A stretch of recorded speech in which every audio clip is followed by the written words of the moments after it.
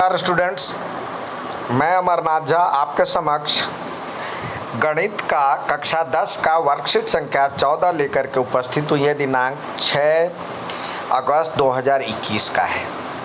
इसमें हम chapter number 2 के बारे में जानकारी हासिल करेंगे, बहुपद के शून्यकों का ज्यामितीय अर्थ। अब पहले बहुपद किसे कहते हैं और शून्य क्या होता है उसके भी बारे में जानकारी हासिल करें। तो आइए दोहराएं। बहुपद जो होता है चर व अंकों से के एक से अधिक पदों का बीजीय व्यंजक। चर जिसका मान मालूम नहीं होता है उसको चर कहते हैं, जैसे x है, y है, a है, b है, उसको चर कहते हैं। तो बहुत सारे पद जैसे 5x हो गया, तो ये कितने पद जो होता है जमा या घटा करने पर पदों की संख्या घटती है, बढ़ती है। ये इसमें कोई भी जमा नहीं तो एक पद, इसको एक पद ही कहेंगे। जिसमें 2x + 3 लग गया तो 2 पद हो गया, 3x + y + z हो गया तो इसमें एक पद, 2 पद, 3 पद, इस तरह से ये त्रिपद हो गया। तो पदों के आधार पर इसके प्रकार होते हैं। अब बहुपद के घात के आधार पर भी इसके बहुत सारे नाम होते हैं। यदि बहुपद का अधिकतम घात जो होता है, जैसे 2x² + 2x + 5 है, तो इस पूरे में अधिकतम घात क्या है, यानी इसमें देखेंगे जो कि सबसे ज़्यादा पावर किसी भी पद में लगा हुआ हो। तो यहाँ पे है पद 2, तो ये मतलब घात 2 है, अधिकतम घात 2 है, तो इस पूरे बहुपद का घात 2 हो गया। तो अधिकतम घात जो होता है वो उसका बहुपद का घात होता है। अब बात आती है बहुपद के घात के आधार पर इसके नामांकन होता है। यदि घात 1 हो तो रैखिक समीकरण, रैखिक बहुपद 2 हो, द्विघात बहुपद 3 हो, त्रिघात बहुपद, इस तरह से नामांकन होता है। अब बहुपद के घात के बारे में बता दिया। चर की सबसे बड़ी अधिकतम घात को हम बहुपद कहते हैं। इसमें देखेंगे सबसे ज़्यादा पावर 4 लिखा हुआ है, तो ये चर x है, सबसे बड़ी घात 4 हो गया।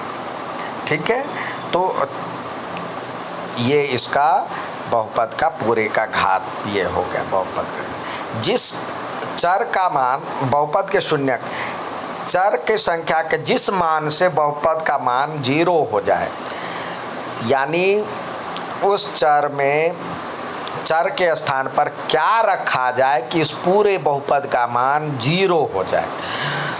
अब px बराबर में x + 2, तो x + 2 में क्या रखा जाए 0 हो जाए, तो यानी x + 2 = 0, तो x के बदले में -2 रखेंगे तो 0 हो जाएगा। तो ये इसका शून्य कहलाएगा। ठीक है बच्चों। अब आता है कार्तीय तल के आधार पर। देखते हैं कार्तीय तल के आधार पर आपने इसमें पढ़ा होगा कोऑर्डिनेट ज्योमेट्री, यानी निर्देशांक ज्यामिति में आप पढ़े हैं। जो इसको इस लाइन को कहते हैं क्षैतिज रेखा, जो x अक्ष को दर्शाता है, और ये जो है y अक्ष को, ऊर्ध्वाधर रेखा y अक्ष को दर्शाता है। अब इसके दोनों के कटान बिंदु को हम मूल बिंदु कहते हैं। ठीक है, और साथ ही आप देखिए x का मान मूल बिंदु यानी 0 0 होगा, दोनों का मान इधर 1 2 यानी प्लस की तरफ इधर जाएगा, इधर माइनस की तरफ x का मान, प्लस की तरफ x का मान और माइनस की तरफ y का मान। तो इस डब्बे में इधर से भी प्लस, इधर से भी प्लस, तो पहले x का लिखते हैं तो x प्लस और y भी प्लस। इधर वाले डब्बे में देखेंगे तो x जो है माइनस की तरफ है तो माइनस, और फिर y का मान प्लस, इधर माइनस ये भी और ये भी माइनस, तो दोनों का मान x का मान भी माइनस और y का मान भी माइनस, और इधर x का मान इधर वाले में प्लस और ये माइनस, तो यानी x का मान प्लस और माइनस। तो घड़ी के उल्टी दिशा में इसका इस चतुर्थांश का नाम दिया गया पहला चतुर्थांश, द्वितीय चतुर्थांश, तृतीय चतुर्थांश, चतुर्थ चतुर्थांश। ठीक है। अब इसमें जो आपसे आओ प्रयास करें, मैं आपसे सवाल दिया गया है यहाँ पे देखिए, इसमें कह रहा है बहुपद की घात क्या है। तो इसमें आप देखते हैं जो कि अधिकतम घात आपको क्या दिख रही है इस पूरे, इसमें एक पद भी देखते हैं, पद 1 हो गया, 2 पद हो गया, 3 पद हो गया, 4 पद हो गया, तो ये चतुष्पदी है। अब लेकिन यहाँ पे घात के बारे में पूछा गया, तो घात में हम देखेंगे जो चर का अधिकतम घात कहाँ पे दिख रहा है आपको, चर का अधिकतम घात यहाँ पे दिख रहा है, यानी x का पावर 4 है। तो घात पूरे समीकरण का पूरे बहुपद का घात 4 हो गया। ठीक है। अब यहाँ पे कह रहा है इसका शून्य ज्ञात करना है, तो इसका शून्य बनाने के लिए बराबर में 0 रखा जाए। तो 5 में क्या जोड़ा जाए कि 5 हो जाए, यानी x बराबर में इधर हम ले जाएंगे, इसको साइड चेंज करेंगे तो 0 - 5 हो जाएगी, यानी -5। ठीक है। तो x का शून्य क्या होगा, -5। ठीक है। अब देखते हैं ये ग्राफीय रिप्रेजेंटेशन, ग्राफीय विधि है। y बराबर में px, यानी y का मान px के पदों में, तो हम देखेंगे x का क्षैतिज रेखा को देखेंगे, x का मान यहाँ पे है ये वाला लाइन। यदि होता x बराबर में py, ये भी पूछ सकता है कभी, तो y अक्ष को देखेंगे, तब y अक्ष को देखेंगे। अब देखना क्या है, इस पे बात करते हैं।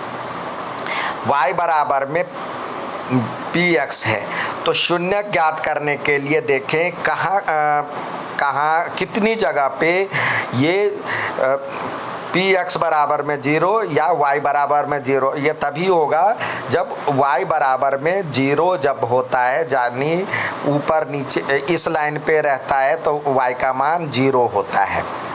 ठीक है। y का मान इस लाइन पे 0 होता है, इस लाइन पे x का मान 0 होता है। तो शून्य निकालने की इस तो y अक्ष में कह रहा है y बराबर, तो इसका शून्य कह रहा निकालने के लिए y अक्ष में, तो यहाँ पे देखें इस लाइन को कितनी जगह, ये जो कर्व है, ये रेखा है, वो कितनी जगह टच कर रहा है। देखिए लाल बिंदु से दिखाया गया 1 जगह, 2 जगह, 3 जगह।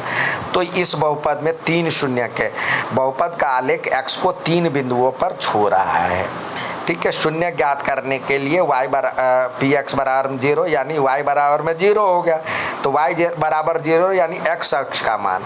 और यदि होता x बराबर में py, तो इसका शून्य निकालेंगे तो ये बराबर में 0, यानी py बराबर में 0 होता, तो x बराबर में 0 का किस अक्ष पे होगा, यानी y अक्ष पे होगा। तब वहाँ पे देखेंगे, मतलब जितनी बहुपद की घात उतने शून्य, उतने हल और आलेख में उतने ही बिंदु पर मिलते हैं।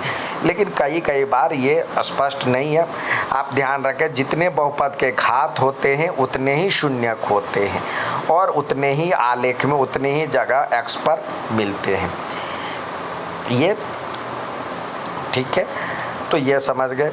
अब आइए हम यहाँ पे देखते हैं,